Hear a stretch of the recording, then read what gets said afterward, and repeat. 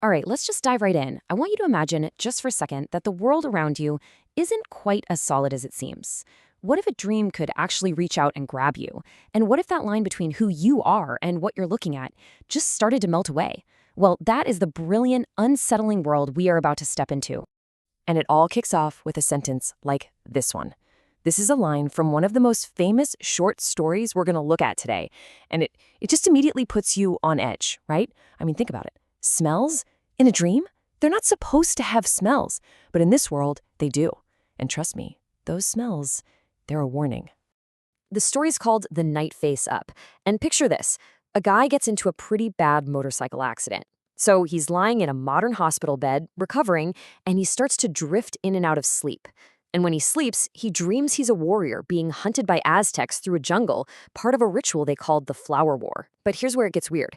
The two worlds, they start to bleed together. That sharp, clean smell of the hospital, suddenly it's the thick, murky smell of a swamp. That soft pillow under his head, it starts to feel like a cold, hard stone slab.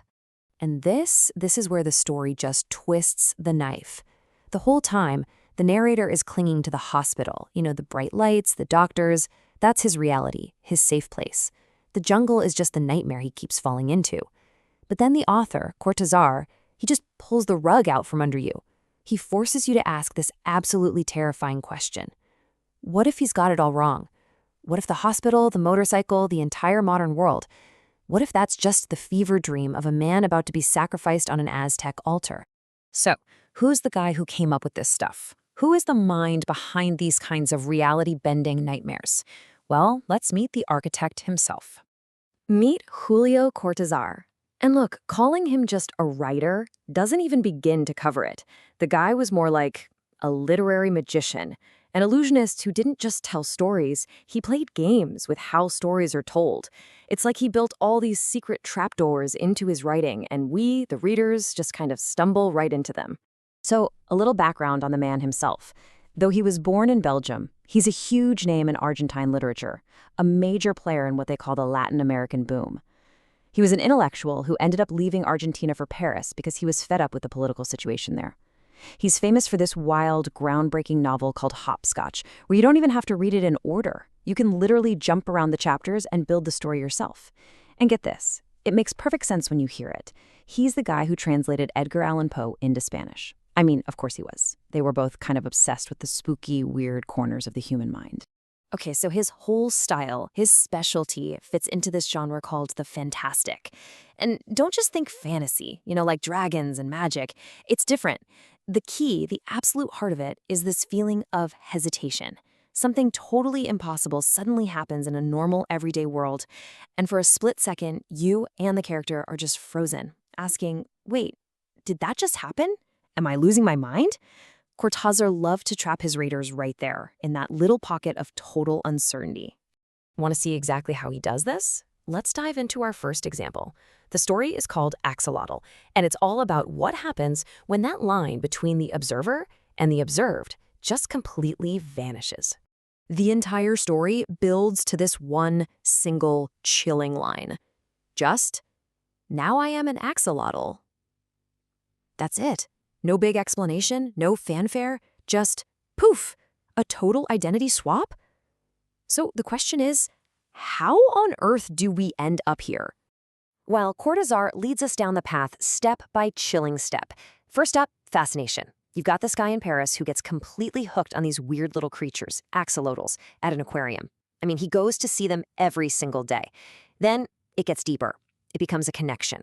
He starts staring into their little golden eyes, and he's convinced they're trying to tell him something, that they're trapped.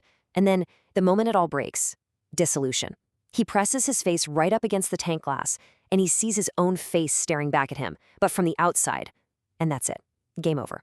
The transformation is complete. He gets it. He's inside the tank now. He's an axolotl, and he's watching what used to be him just turn and walk away. So what's the point of all this? It's to show you just how fragile our own sense of self really is.